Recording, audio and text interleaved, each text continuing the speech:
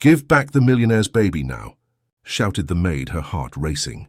No one imagined that this simple woman would stand up to the kidnapper and change everyone's destiny. If you enjoy emotional stories, subscribe to the channel and tell us where you're listening from. Continuing, London wakes up differently for everyone. For some, the city dawns with imported coffee served in porcelain cups. For others, it begins with the alarm clock breaking sleep at 4:30 in the morning, with the rush of a crowded bus and the certainty that the day will be long, tiring, and poorly paid. Julia Miller knew the second type of dawn well. At 24, she carried on her shoulders the weight of a responsibility that wasn't hers by right, but was by love.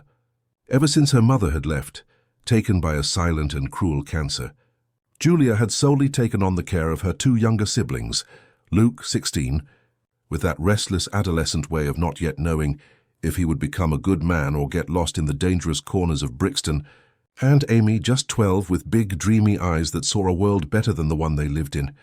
3 jobs. Julia had 3 jobs. She cleaned offices at night twice a week. She cleaned apartments on Tuesday and Thursday afternoons. And from Monday to Friday, from 7 in the morning to 3 in the afternoon, she worked as a housekeeper in the Aston family mansion. In Kensington, a neighborhood that seemed to belong to another country, not the same city where she took 2 buses and the tube every day. The mansion was one of those you see in magazines and think don't really exist. 3 floors, a swimming pool, a garden that looked more like a park, a garage for 5 cars, everything white, clean, silent. Too silent. It was as if the house was afraid to make noise, as if luxury came with an invisible order. Here you don't live, you only exist. The owner of the house was Raphael Aston, 38, a technology entrepreneur, owner of one of the country's largest software startups. Handsome in that serious way, tall, broad-shouldered, with eyes that always seemed to be somewhere else. A widower for 8 months. His wife Helen had died during the birth of their first child. Complications, they said. Life is like that sometimes, they said, as if it were possible to explain death with ready-made words. Since then, Raphael lived like a ghost in his own home. He left early, returned late. He barely looked at his son. Not out of lack of love, Julia perceived that, but out of pain. Pure pain so deep it paralyzed him. He couldn't look at the baby without seeing Helen. He couldn't touch his son without feeling her absence. So he simply didn't look. He didn't touch. He left everything in the hands of the nanny, Christine, a woman in her 40s who charged a lot and did little. Julia had only been working at the house for 3 weeks when everything changed. It was a Thursday, a cloudy day, one of those that dawn without haste and without joy. She had arrived at 7 sharp, as always, entered through the service door, as always, and began to tidy the kitchen, as always. The routine was comforting. Mopping the floor, organizing the dishes, preparing the coffee that no one would drink. But at 8:30, something broke the heavy silence of the house. Her cry, not just any baby's cry for attention. It was a desperate, distressed cry, one of those that cuts through the soul. Julia dropped the dish towel in the sink and ran upstairs. Her heart pounded. Something was wrong. Very wrong. The baby's room was on the 2nd floor, a huge room decorated with imported furniture, untouched stuffed animals, a nursing armchair that was never used for nursing. Julia pushed the door, which was ajar, and what she saw made her freeze for a second that seemed eternal. The baby, Michael, was in the crib, red from crying so much, his tiny body trembling. His diaper was dirty, visibly dirty, probably for hours. His delicate skin already showed signs of diaper rash. His little face was burning with fever, and there was no one there, no adult. No nanny, no care. No love. Julia felt a fury rise through her chest, hot and uncontrollable. Where was Christine? Where was that woman who earned almost triple what she did, just to take care of a child? But there was no time for anger now. There was a baby suffering. She approached the crib slowly, speaking softly, with that voice that comes from instinct, not reason. "Calm down, my love, calm down. Julia's here now. It's all right. It's all right." She picked Michael up carefully, feeling the heat of his fever through his sweaty clothes. The baby cried with sobs, that tired cry of someone who has screamed too much and no one has heard. Julia rocked him against her chest, feeling his little heart racing, and something inside her broke and came together at the same time. She had experience with babies, She had taken care of Amy when she was little, helped neighbors, and did odd jobs as a babysitter when she needed to. Her hands knew what to do. She changed his diaper gently, cleaned his irritated skin, applied ointment. She went to the bathroom, wet a small towel in warm water and wiped Michael's hot face, his forehead, his neck. She hummed softly a song her mother used to sing to her when she was a child, and little by little, miraculously, the crying subsided. Michael opened his swollen eyes and stared at her, and Julia swore she saw there in that 8-month-old baby's gaze a plea for help, a plea for love. "I'm here," she whispered, rocking him gently. "I won't leave you alone, no." That's when she heard footsteps in the hallway. Heavy, fast. The door opened completely and Raphael Aston entered the room, still in his suit, briefcase in hand, his expression tense. He was going to Manchester for an important meeting, but something had made him come back. Perhaps intuition, perhaps remorse. His eyes met the scene.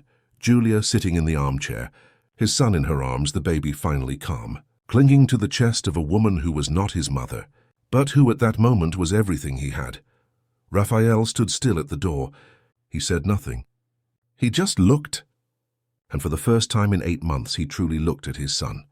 Not as a memory of Helen, but as Michael, a child, his son, alive, needing him. Julia looked up and met his gaze. There was no fear in her eyes. There was indignation. There was courage. "Mr. Aston," she said, her voice firm but controlled.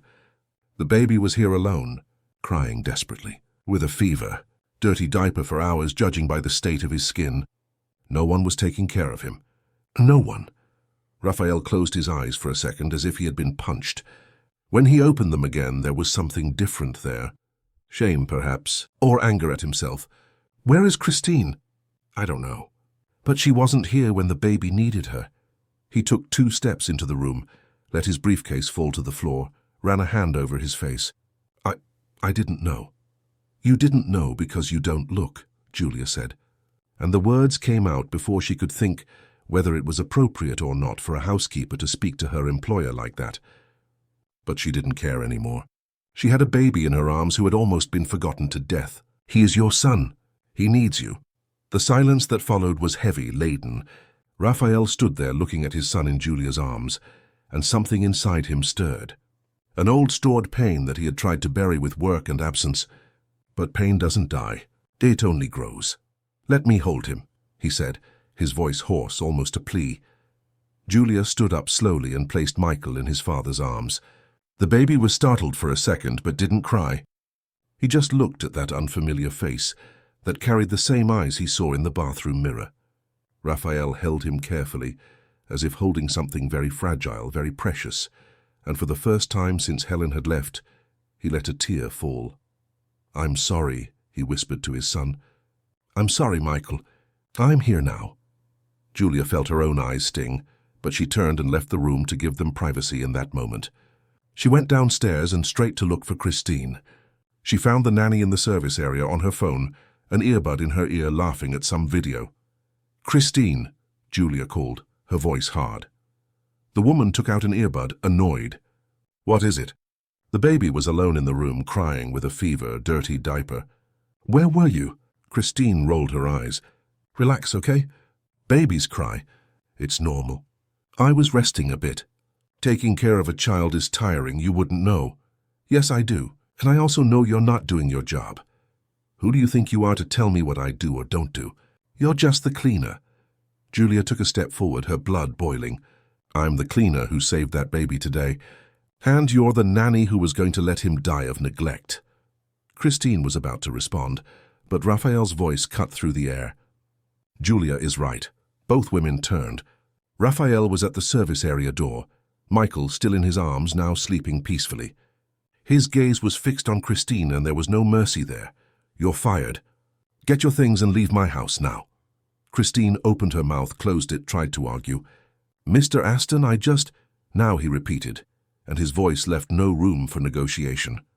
The woman stormed out, grabbed her bag, muttered incomprehensible things, and slammed the door as she left. Silence returned to the house, but it was a different silence. Less empty, less dead. Raphael looked at Julia. "Thank you. For taking care of him. For—" for waking me up." She nodded, not knowing what to say. He continued, "I'll hire another nanny. Someone trustworthy this time. But until then, can you keep an eye on him? When you're here." Julia looked at Michael, sleeping peacefully, and felt that tightness in her chest that only love provokes. "Of course. I'll take care of him."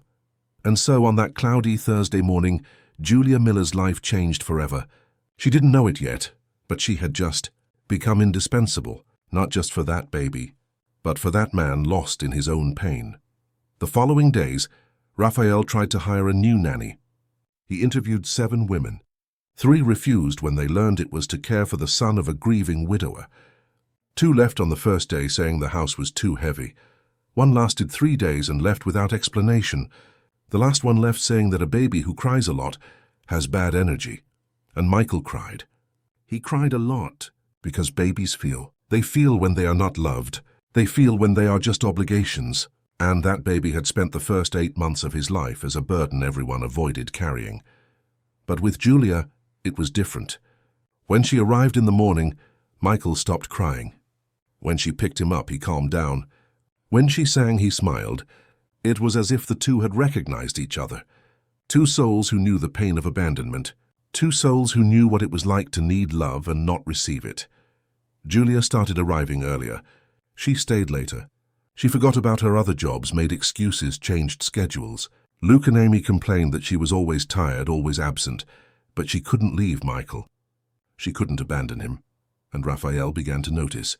He noticed how his son smiled when he saw Julia. He noticed how the house seemed less cold when she was there.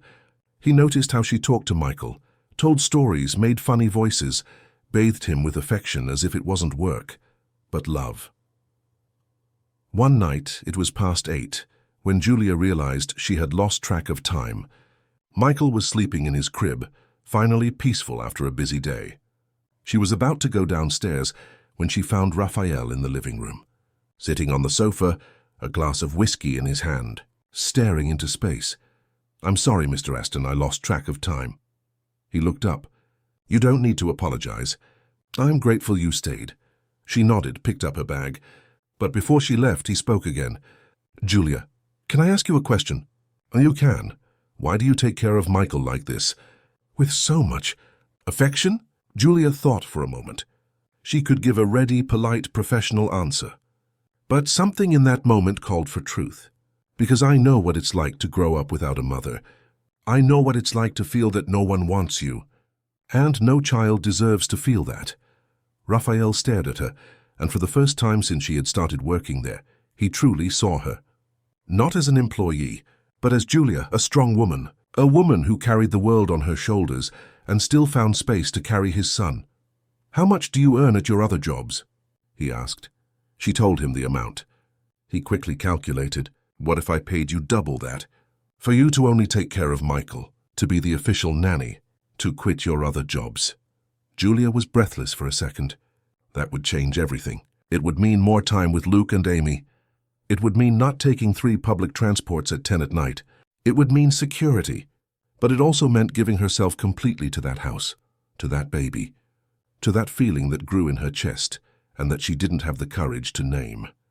"I accept," she said, her voice firm. Raphael smiled. A small, almost shy but genuine smile. "Then tomorrow you officially start, as Michael's nanny. And Julia, thank you, truly." She left that house that night feeling something she hadn't felt in a long time. Hope. As if life, finally, was giving her a chance. As if that baby's cry had awakened not only Raphael, but also herself. What Julia didn't know was that that story was just beginning. That behind the hope, old shadows were preparing to return. That the past never sleeps peacefully, and that sometimes to protect those you love, it takes more than courage. It takes sacrifice. But for now, on that Thursday night, Julia returned home on the crowded bus, her body tired and her heart light, unaware that in a few months she would have to shout the words that would change everything. "Give back the millionaire's baby." 3 months passed in a breath. 3 months in which life in the Aston family mansion changed color, temperature, soul. Michael was no longer that forgotten baby who cried alone in his crib. Now he laughed. He laughed loudly, with that delightful child's laugh that discovers the world. He clapped his hands when he saw Julia arrive in the morning. He stretched out his little arms, asking to be held. He said Mama and Papa without really knowing what it meant, but saying it with so much love that it melted any heart. Julia had moved into the mansion. Raphael had insisted, saying it would be more practical, that she would have a room just for her, that she could bring her siblings on weekends. And she had accepted, because taking care of Michael had stopped being work a long time ago. It was love. A mother's love, the kind you don't choose, that just happens. Luke and Amy came every Saturday. Raphael made a point of getting to know them. He enrolled Luke in a paid university entrance exam prep course, bought books for Amy, let them use the pool, eat at the dining room table. He treated Julia's siblings as if they were family, and perhaps in some way they already were. And Raphael was a different man. He was still serious, still an entrepreneur, still a widower, but now he played with his son.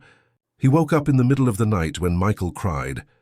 He read bedtime stories, and he looked at Julia in a way she pretended not to notice, but did. A way that said things he didn't yet have the courage to speak. She also looked. Of course she looked. How could she not look at a man who was strong and fragile at the same time? Who wore a suit but knew how to change a diaper? Who commanded meetings but asked for help making porridge? But Julia was afraid to confuse gratitude with love, afraid to cross a line that shouldn't be crossed, afraid to lose everything if she made a mistake. So the two lived in that silent dance. He came close, she pulled away. She smiled, he looked away. Michael in the middle, happy, oblivious to that sweet tension growing between the two adults he loved. But happiness, when intense, tends to awaken envy. And envy has a name, a surname, and a past. Patricia Vance, Raphael's ex-fiancée. 7 years of a relationship that ended 6 months before he met Helen. She had always been one of those impressive women, beautiful, blonde, slender, well-dressed, graduated in business administration from the LSE, from a traditional London family, a surname that opened doors. But behind the beauty there was something cold, something calculating. Raphael took years to realize, but when he did, he ended it. Patricia never accepted the end. She tried to get back together several times. She called, sent messages, showed up at events she knew he would be at. When Raphael announced his marriage to Helen, she disappeared for a while. But after Helen's death, she returned to the charge. Flowers at the wake, support messages, visits she called solidarity. Raphael had always been polite but distant, until she stopped insisting. Or at least that's what he thought. It was on a Thursday late afternoon that Patricia reappeared. Julia was in the kitchen making Michael's baby food when the doorbell rang. Mrs. Lewis, the cook, went to answer. Julia heard a female voice, too cheerful, too fake. Her stomach churned before she even saw who it was. "Raph, I missed you so much." Julia craned her neck and saw through the kitchen glass reflections. A tall blonde woman, thin heels, designer bag, perfume that must have cost more than Julia's salary. She hugged Raphael with excessive intimacy, held his arm, laughed loudly. Raphael was clearly uncomfortable but polite. "Patricia, what a surprise. I know, I should have warned you, but I was passing by here and thought, I need to see how Raph is doing. It's been so long." She entered uninvited, looked around with that analytical gaze that judges, compares. The house is still beautiful. Oh, so many memories here. "What do you want, Patricia?" Raphael asked, getting straight to the point. She made a wounded expression, but her eyes remained calculating. "Do I need to want something to visit an old friend? I heard you're having trouble finding a nanny for the baby." I thought I could help. "Not anymore. I already have a nanny." That's when Patricia looked towards the kitchen and saw Julia. Her eyes swept over Julia from head to toe in less than 2 seconds. And in that gaze, Julia read everything. Contempt, superiority, a cruel and silent judgment. "You're just the maid. You're nothing." "Ah," Patricia said, her smile forced. "I see. The maid is taking care of the baby now." "Julia is the nanny," Raphael corrected, his voice firm. "And she's excellent at what she does." Julia felt her face flush. She didn't know if it was anger or shame. Perhaps both. She went back to stirring the baby food, pretending she wasn't listening. Patricia approached Raphael, lowered her voice, but not enough. "Raph, dear, are you sure? I mean, she seems simple. Babies need qualified professionals, not just anyone. She's not just anyone, and this conversation is over, Patricia. Thank you for the visit. But Patricia wasn't one to give up easily. Okay. I respect that. But look, if you change your mind, I know an amazing professional. Super qualified, worked in ambassadors' homes, speaks 3 languages, nursing technician. Her name is Sandra. I have her contact. No need. Let me write down the number anyway. You never know. She took a card from her bag, wrote something on the back, left it on the living room table. Just call me. I'm always available. You know that. Raphael walked her to the door. Patricia turned before, leaving, kissed him very close to the corner of his mouth, lingered longer than necessary. See you, Raph. I still have so many of your things stored away. Photos, memories. Maybe one day we can catch up properly. She left a trail of expensive perfume and bad intentions. Raphael returned to the kitchen, ran a hand over his face, tired. I'm sorry about that. Julia continued stirring the baby food without looking at him. You don't need to apologize. You didn't do anything. She's my ex. We broke up years ago. She has trouble accepting it. I noticed. Julia, look at me. She looked up. Raphael was there, close, with that look that disarranged everything inside her. You're not just the maid. You're not just anyone. You are... He stopped, as if searching for the right words and not finding them. You are important. To Michael. To me. Julia's heart pounded. She wanted to believe. She wanted to believe so badly. But Patricia's voice still echoed in her head. Maid. Simple. Nothing. The baby food is ready, she said, changing the subject. I'll give it to Michael. Raphael didn't insist, but he stood there, watching Julia leave the kitchen with the bowl in her hand and feeling that he had said too little, much too little. The following days were strange. Patricia started calling, always with excuses. A document Raphael had left in her apartment years ago. A photo from college she had found. An invitation to a charity event. Raphael politely refused, but she didn't give up. And Julia noticed. She noticed how persistent Patricia was, how she charmed, how she talked about Raphael's ex-wife in a way that seemed innocent but wasn't. Helen was beautiful, wasn't she? So delicate, so fragile. Poor thing. She couldn't handle childbirth. Women like that sometimes aren't made for motherhood. Julia knew that Patricia was planting seeds of doubt, making Raphael feel guilty, making him wonder if he was betraying Helen's memory by allowing himself to be happy again. And worse, making Julia feel small, inadequate, an intruder in a world that would never be hers. One afternoon, 2 weeks after the first visit, Patricia reappeared. This time with a woman by her side. Tall, serious, hair pulled back in an impeccable bun, white clothes, military posture. Raph, I brought Sandra, the one I told you about, just for you to meet. Toe commitment. Raphael was in his office in a video conference meeting. Patricia knew this. She had called earlier. He had said he was busy. But she had entered anyway, using the door code she had known years ago, and that Raphael, in an oversight, had never changed. Julia was in the living room playing with Michael when the two entered. Her entire body went on alert. Hi, Patricia said, a huge fake smile. For you must be Julia. Raphael talks so much about you. A lie. Raphael barely mentioned Patricia, let alone talked about Julia to Patricia. Yes, that's me, Julia replied coldly. How cute Michael is. Oh my, how he's grown. This is Sandra. Sandra, this is the current nanny. Sandra extended her hand, firm, professional. Nice to meet you. Her eyes were empty. As if she was looking at Julia but didn't see her. As if she was looking at a wall. Nice to meet you, Julia replied, shaking her hand. It was cold. Patricia approached Michael, who was startled and tried to shrink into Julia's arms. Can I hold him? He's afraid of strangers. Better not. Oh, children aren't afraid. They just lack socialization.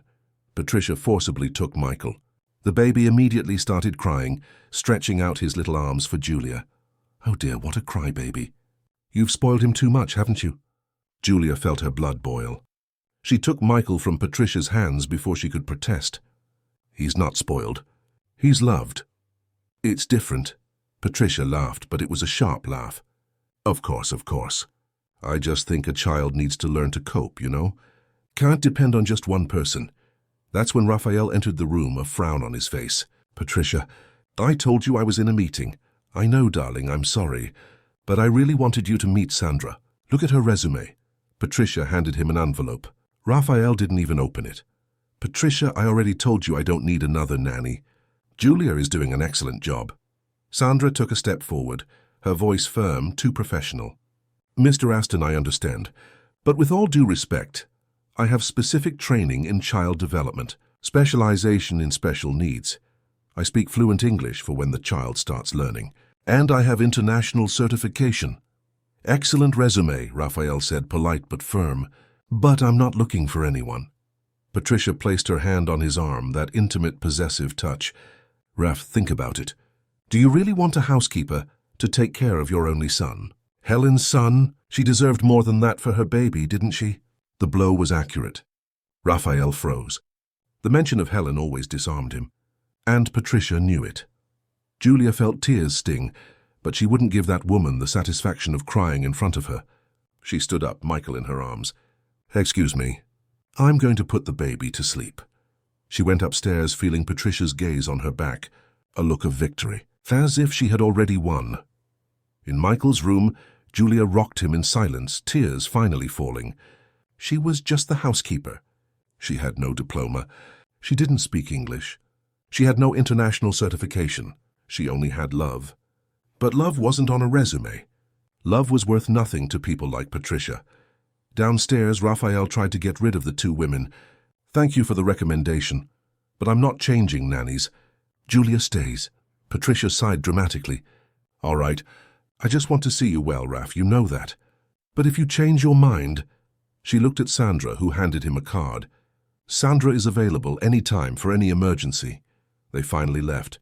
Raphael went straight up to Michael's room. Julia was sitting in the armchair, the baby sleeping in the crib, her eyes red. Julia. She's right, Julia interrupted, her voice low. I don't have a diploma. I don't have certification. I'm just a housekeeper who learned to take care of a baby because I had to, not because I studied. Julia, stop. Maybe Michael deserves more. Maybe Helen deserved more for her son. Raphael knelt in front of her, held her face with both hands, forcing her to look at him.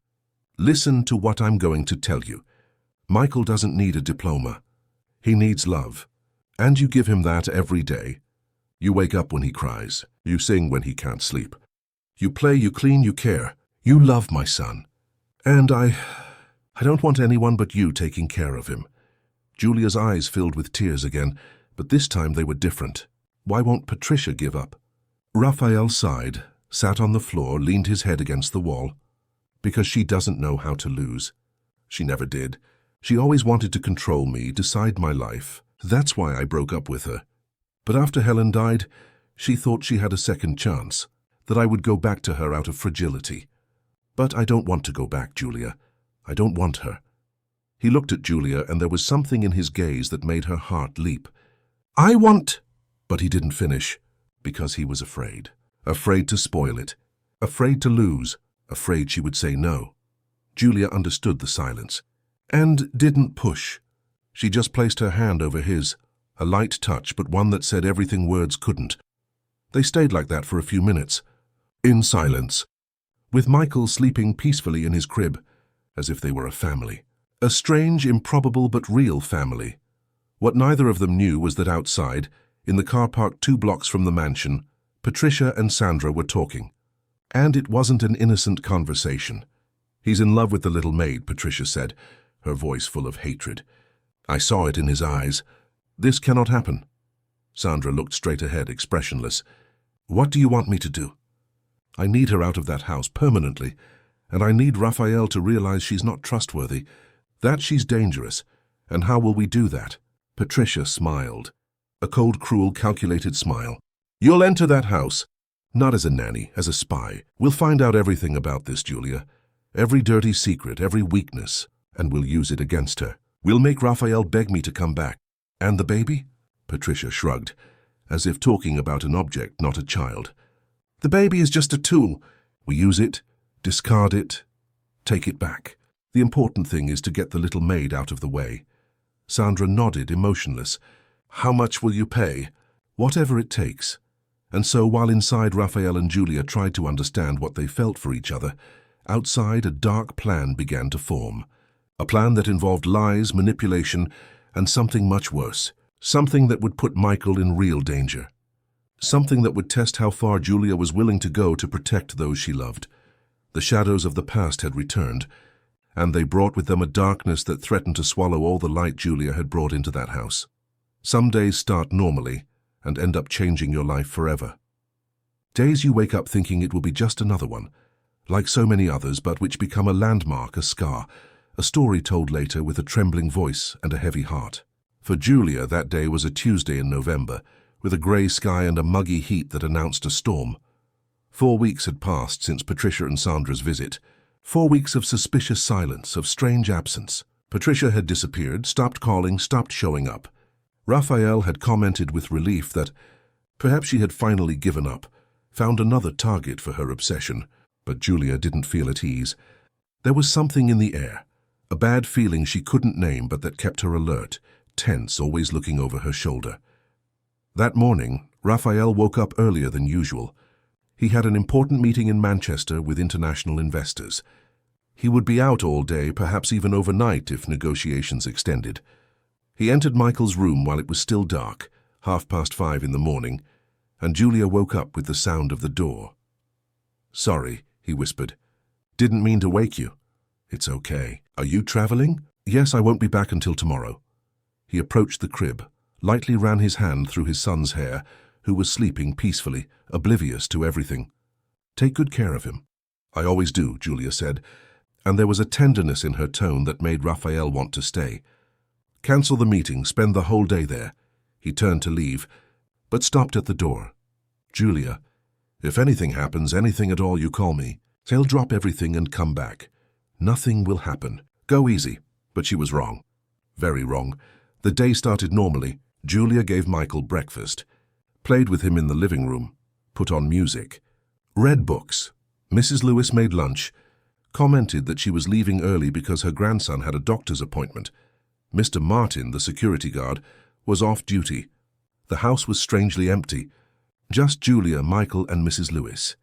It was at 2 in the afternoon that the doorbell rang. Julia was surprised. No one was expecting visitors. She went to the intercom, saw on the video a woman in a delivery uniform, a large box in her hands, a polite smile. "Delivery for Mr. Raphael Aston." "He's not here." "But it's addressed here." "I need a signature." Julia hesitated. But it was a normal delivery during the day, with cameras recording. What harm could it do? She pressed the button to open the gate. The woman entered, walked up to the front door. Julia opened it with Michael in her arms. The woman handed her the box, extended the clipboard for a signature. Julia balanced Michael on her hip, took the pen. That's when everything happened very quickly. The woman pulled something from inside the box. A cloth. Julia felt a strong chemical smell that immediately made her dizzy. Chloroform. She tried to scream, but no sound came out. She tried to hold Michael, but her arms lost strength. The world spun, darkened, and the last thing she felt was someone snatching Michael from her arms as he cried desperately. When Julia woke up, she didn't know how much time had passed. Her head throbbed, her mouth was dry, her body heavy. She was lying on the living room floor, the front door open, the empty box next to her, and silence. Terrible silence. "Michael!" she screamed, her voice hoarse. She staggered up, ran through the house. "Michael!" "Michael, my love, where are you?" "Nothing." The empty crib, the empty stroller. His clothes, his toys, everything there, but he was not. Michael was gone. Julia felt panic rise in her throat like a scream that couldn't escape. She grabbed her phone with hands trembling so much she could barely dial. She called Raphael. It went to voicemail. She called again. "Answer, for God's sake, answer!" On the 4th attempt, he answered. "Julia, I'm in a meeting, I can't—" "They took Michael!" she screamed, her voice breaking in despair. "Raphael, they took your son. He's gone. A woman came, drugged me, took him." On the other end, silence. 2 seconds that seemed eternal. Then Raphael's voice, now cold, controlled, dangerous. "Call the police, now, I'm on my way." Julia dialed 999 with trembling hands. She tried to explain, but the words came out jumbled. "Kidnapping, baby, Michael, please, for God's sake, help." The operator tried to calm her, asked for details. said the patrol car was on its way. But every second that passed was another second Michael was far away with strangers in danger. That's when Julia saw it. A message on her phone. Unknown number. Want to see the baby again? Don't call the police. Wait for instructions. She felt her blood run cold. She grabbed the laptop from the living room, accessed the house's security cameras, rewound the video. And she saw everything. She saw the delivery woman enter. She saw her face clearly. And that face was not of a stranger. It was Sandra, the nanny Patricia had recommended, the woman with the perfect resume and empty eyes. And in the following seconds of the video, as Sandra was already leaving with Michael crying in her arms, another face appeared. At the gate, waiting in the car, Patricia. Julia felt a fury she had never felt before, an anger that burned, that gave strength where before there had only been despair. Those two had planned everything. They waited for Raphael to leave. They waited for the house to be empty. They drugged Julia, they stole Michael. And why? Out of jealousy, out of ego, out of pure malice. The police arrived 15 minutes later. 2 officers, a man and a woman, serious demeanor. Julia showed them the videos, gave the names, gave all the details she had. They wrote everything down, said they would investigate, that it was protocol, that child kidnapping had top priority. But Julia knew the UK. She knew how things worked. She knew the delays, the bureaucracy, the difficulty. And Michael didn't have time. Babies are fragile. Babies need care, medicine if they have a fever, food, affection. Michael was only 11 months old. He couldn't wait. Raphael arrived an hour later, driving like a madman, parking the car haphazardly in front of the mansion. He entered like a hurricane, pale face, red eyes. Where is he? Did you find him?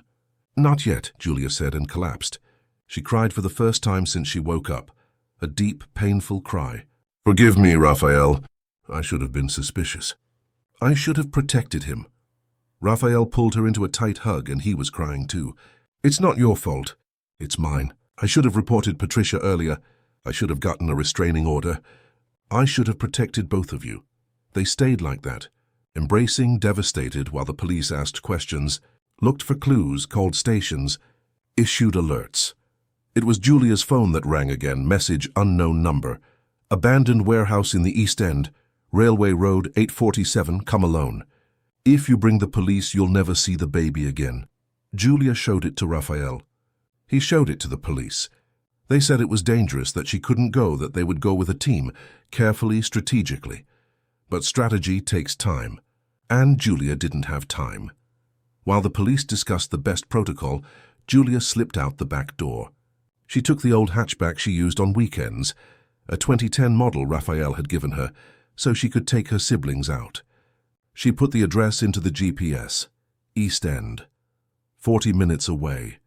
She drove like crazy, overtaking, tailgating, honking. She didn't think about danger. She didn't think about fear. She thought only of Michael, of his cry, of his little arms, of the last time she held him and he smiled at her.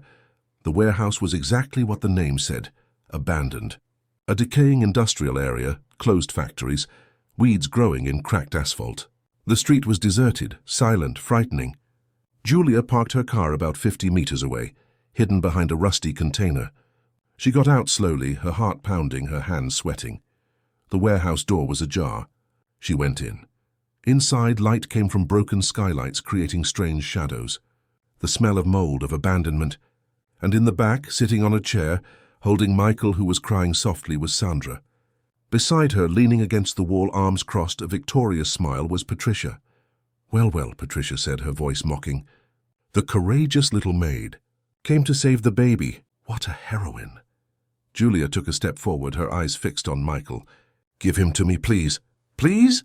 Patricia laughed. Where's the authority now? Where's that insolence of thinking you can take Helen's place, of thinking you can be the mother of her son? I never wanted to take anyone's place. I just want to take care of him. You're a nobody, Patricia screamed, and now the mask of coldness had fallen. Now it was just pure hatred. You're a maid, a pauper from the slums who has nowhere to drop dead. And you thought you could have Raphael, have the mansion, have the life that was supposed to be mine. I don't want the mansion. I want Michael. He needs me. He doesn't need you. He needs someone of his own level. Someone like me. Julia took a deep breath. Every cell in her body screamed to run, to grab Michael, to get out of there. But Sandra was strong. She was close to the child. If Julia made a mistake, Michael would get hurt. So she needed to be smart. What do you want, Patricia? Money? Raphael will pay. Just give back the baby. Patricia smiled, and it was a cruel smile. I don't want money. I want you to disappear from Raphael's life, to sign a paper saying you stole the baby, to leave London and never come back. And you think Raphael will believe that? He will when I show him the evidence. Messages on your phone arranging the kidnapping. Contacts with kidnappers. Bank transfers. She showed a phone identical to Julia's. All faked, of course, but he won't know that. He'll hate you, and he'll need comfort, and I'll be there. Julia understood. Patricia wasn't just kidnapping Michael. She was kidnapping Julia's entire life, destroying her reputation, her future, her chance at happiness. But before she could respond, Michael started crying louder, struggling in Sandra's arms. The woman became irritated, squeezed the child tightly. Michael screamed in pain, and that's what broke Julia. She ran. She didn't think, she just ran. Sandra stood up, surprised, tried to back away, but Julia was faster. She jumped, pushed, pulled. The two fell to the ground in a tangle of arms and legs. Julia felt a sharp pain when Sandra hit her in the face. She tasted blood in her mouth. But she didn't stop. Give back the Millionaire'S baby, she screamed, her voice echoing in the empty warehouse, full of rage, despair, and love. Patricia tried to intervene, pulled Julia by the hair, but Julia turned and pushed her too. The three rolled on the floor, hitting each other, scratching each other. Michael fell into a corner, protected by some old cardboard boxes, crying in fright but unharmed. Julia crawled to him, ignoring the pain, ignoring Sandra, who was trying to pull her leg. She picked Michael up in her arms and protected him with her own body, turning her back to the two women, forming a human shield. Sandra pulled something from her waist. A knife, small but sharp. Let go of the baby or I'll cut you. Julia hugged Michael tighter. No, I said let go. The knife came down. Julia closed her eyes, waiting for the pain. But the pain didn't come. Instead, she heard sirens, shouts of police. No one moves. Running footsteps, and Raphael's desperate voice. Julia! Michael! Raphael had run into the warehouse, followed by 4 police officers. They immobilized Sandra before the knife could hit anyone. They handcuffed Patricia, who was trying to run. They shouted orders, asked questions, controlled the situation. But Julia only had eyes for Raphael. He ran to her, fell to his knees, hugged her and Michael together, crying, trembling. Are you okay? Are you hurt? I'm fine, Julia whispered. He's fine. Raphael took Michael in his arms, kissed his little head 1,000 times, checked every tiny finger, every scratch. The baby cried, but he was whole. He was alive. He was safe. Patricia screamed as she was led away. This isn't over, Raphael. I'll destroy you. I'll destroy her. You'll regret this. But her threats were lost in the sound of sirens, car doors slamming and police officers talking in code. An ambulance arrived. Paramedics examined Julia, a cut above her eyebrow, bruises on her face and arms, scratches on her back. Nothing serious. Nothing that wouldn't heal. They examined Michael, frightened but unharmed. A miracle. At the police station, Julia told everything. The officers already had the house videos, had located the phone used to send the messages, and had already started gathering evidence. Sandra confessed almost immediately when offered a reduced sentence. She told everything. How Patricia had hired her to spy on Julia, how they had planned the kidnapping for weeks, how they were going to forge evidence against Julia and return the baby later, making it seem like Julia was the culprit. Patricia didn't confess. She continued denying, shouting that it was all a setup, that she was a victim. But the evidence spoke louder. Messages on her phone, bank transfers to Sandra, security camera videos. She was finished. Raphael held Michael as if he would never let go, and he held Julia's hand with his other hand, tight, firm. There in that cold and impersonal police station, he looked into her eyes and said the words that changed everything. You saved my son. You risked your life for him. And I don't know how to thank you. But I know one thing. He pulled her closer, rested his forehead against hers. I love you. I love you, Julia. and I don't want to live without you." Julia felt tears roll down, but this time they were tears of relief, of happiness, of reciprocated love. "I love you too," she whispered. And there, with Michael between them, they kissed for the first time. A kiss salty with tears, sweet with hope, deep with truth. The battle had been won, but the war was not yet over. There is a kind of pain that doesn't disappear when the threat ends. It lingers, latent, hidden, waiting for an unexpected noise, a doorbell, a second of too much silence to explode into panic. Julia discovered this in the days following the kidnapping. Patricia and Sandra were in prison, awaiting trial. Michael was home safe, surrounded by love. Raphael didn't leave their side. But Julia couldn't sleep. Every time she closed her eyes, she saw Sandra's face. She saw the knife coming down. She heard Michael's cry. She smelled the chloroform. She woke up sweating, screaming, her heart pounding. Raphael found her like that, trembling in bed, and hugged her, whispering that everything was fine, that it was over, that she was safe. But fear does not obey reason. Fear has a life of its own, and worse than fear was public judgment, because even with Patricia in prison, even with all the evidence against her, the woman had money, and money buys a lot of things, including reputation. 3 days after the arrest, posts started appearing on social media, anonymous but coordinated profiles, all saying the same thing, that Julia was the real villain, that she had staged everything, that she wanted to con the millionaire, that she had seduced her boss and was now using the baby to secure his fortune. The lies spread like wildfire. In less than a week, Julia had become a trending topic on Twitter. Cruel memes, hateful comments. People who had never seen her, never spoken to her, but who had formed an opinion. She was opportunistic, a schemer, a child thief. Julia's siblings were the first to suffer the consequences. Luke came home one day with a black eye. He had fought at school because they called his sister a kidnapper. Amy cried every night, saying her friends no longer spoke to her, that teachers looked at her strangely, that she was ashamed to go out. Julia locked herself in her room for 2 days. She didn't eat. She didn't speak. She just lay there looking at the ceiling, feeling that the whole world was against her. Raphael tried to enter, knocked on the door, pleaded, but she didn't answer. It was Michael who brought her back. On the 3rd day, Raphael placed the baby on the floor in front of Julia's bedroom door. Michael knocked on the door with his little hands, crying softly. "Mama, Mama," Julia heard, and something inside her broke and came together at the same time. She opened the door slowly. Michael saw her and smiled, that beautiful, toothless smile, and stretched out his little arms. She picked him up, hugged him, and cried. She cried everything she had held back. She cried from fear, from injustice, from exhaustion. But she also cried from love, because that baby in her arms was worth all the pain, all the struggle, all the sacrifice. Raphael entered slowly, hugged both of them. "We're going to fix this. I promise." And he did. Raphael hired London's top lawyers. He hired a private investigator, a former police officer named Mark, specializing in cybercrimes.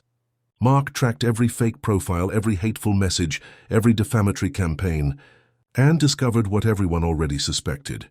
Everything had been paid for by Patricia. She had hired a digital marketing agency, specializing in destroying reputations. Even from prison, using a smuggled phone and contacts in the criminal underworld, she continued attacking. With the evidence in hand, Raphael sued Patricia, the agency, and every identified profile. But he didn't stop there. He gave interviews to newspapers, TV, radio. He told the whole story. He showed the kidnapping videos. He showed the evidence of Julia's innocence. He put his face, his name, his reputation at the service of truth. Public opinion turned. In less than 2 weeks, those who had previously cursed Julia now defended her. Campaigns began on social media, called Justice for Julia, our Michael's heroine, our true love. People apologized, admitted they had judged wrongly, that they had been deceived. But Julia didn't feel victorious. She felt exhausted. That's when Raphael made the decision that would change everything. He sat with her one night with Michael already asleep and held her hands. "Julia, I want you to go to therapy, with London's best psychologist. Not because you're weak, but because you're strong. And strong people also need help to heal." She was going to refuse, say she was fine, that she could manage alone, But she looked deep into his eyes and saw so much love, so much concern that she couldn't lie. "I have nightmares. I'm afraid of the doorbell ringing. I'm afraid of losing Michael again. I know. I'm afraid too. That's why I'm also going to therapy. We'll heal together." And they did. Dr. Marianne, a psychologist specializing in trauma, welcomed Julia with warmth and zero judgment. She explained that what she felt was normal, expected, human. That going through kidnapping, violence, public defamation left scars. But that scars could be healed. That trauma was not a life sentence. The sessions were difficult. Julia had to relive the day of the kidnapping, talk about fear, about helplessness. She cried a lot. But little by little she began to understand that she was not guilty, that there was no way to foresee it, that she did the best she could, that she saved Michael, and that was not little. It was everything. Raphael also had therapy.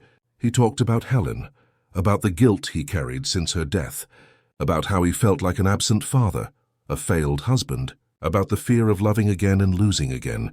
His psychologist helped him understand that loving Julia was not betraying Helen.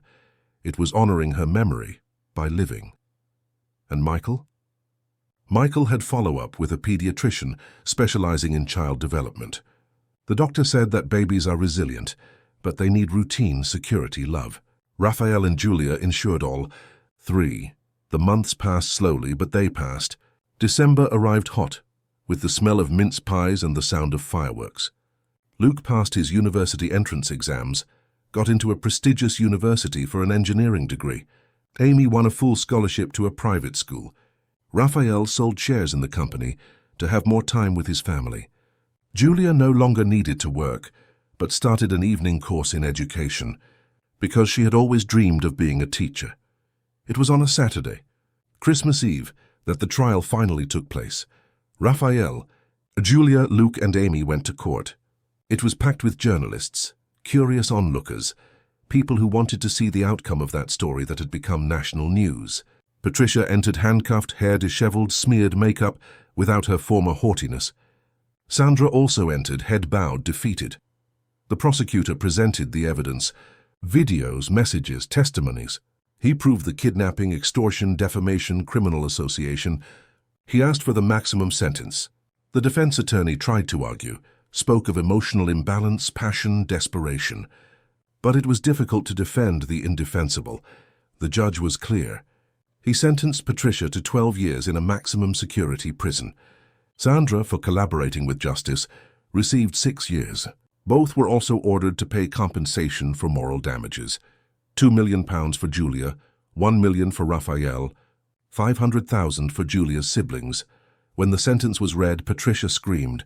She cursed, cried, threatened, but no one listened anymore. She had lost everything: freedom, money, reputation, family. Her own mother, present at the trial, left without looking back. Julia didn't feel happiness with the conviction. She felt peace. It was different. It was better. It was the weight lifting from her shoulders. It was justice being served. It was being able to sleep at night without fear of someone seeking revenge. Outside the court, journalists surrounded them. Raphael gave a short speech. Justice has been served. Now we just want to live in peace. Raise our son. Be a family. Thank you to everyone who supported Julia when the truth came out. And they went home, to the mansion that no longer seemed cold but full of life. Mrs. Lewis had cooked a huge Christmas dinner. Luke had invited 2 friends. Amy had brought a new friend she had made at school. There was a Christmas tree, lights, presents. That night, after dinner, with Michael sleeping in Julia's lap, Raphael knelt in front of her. He took a small box from his pocket. It wasn't an expensive designer ring. It was simple, humble, but chosen with love. Julia Miller, you entered my life as a housekeeper. You became my son's nanny. You became my best friend. You saved my family. You taught me to love again. You taught me to be a real father. You are the bravest, strongest, most incredible woman I know. And I want to spend the rest of my life proving that you deserve all the love in the world. Will you marry me? Julia looked at that man kneeling there, so different from the cold businessman she had known a year ago. She looked at Michael sleeping peacefully. She looked at Luke and Amy smiling emotionally. She looked at the life she had built with so much sweat, so many tears, so much struggle. Yes, she said, her voice firm, her eyes shining. 1,000 times yes. The wedding was simple at the house, with only family and close friends. Julia wore a simple white dress, bought from a high street store, but which made her feel like a princess. Raphael cried during his vows. Michael was the page boy, walking crookedly but happily. Luke was the best man. Amy, the flower girl. Mrs. Lewis made the cake. Mr. Martin, the security guard, took the photos. 6 months later, Julia discovered she was pregnant. A girl. They decided on the name together, a tribute to Helen, the woman who started it all, who brought Michael into the world, who even in her absence had made it possible for Julia and Raphael to find each other. Elena. That would be her name. Helena, hope in Greek, Elena, new life, Elena, a new beginning. When Elena was born, Michael was 1.5 years old and was fascinated by his baby sister. He clapped his hands every time she opened her little eyes. He said mine with protective pride. And Julia, holding the baby in her arms with Michael clinging to her, looked at Raphael and saw in his eyes the same thing she felt. Gratitude. Gratitude for having found each other, for having fought, for having survived, for being family not by blood but by choice. And choice in the end is the truest love there is. Life wasn't perfect. Julia still had difficult days, night terrors, moments of anxiety. Raphael still blamed himself sometimes, still feared losing those he loved. Luke sometimes got into trouble.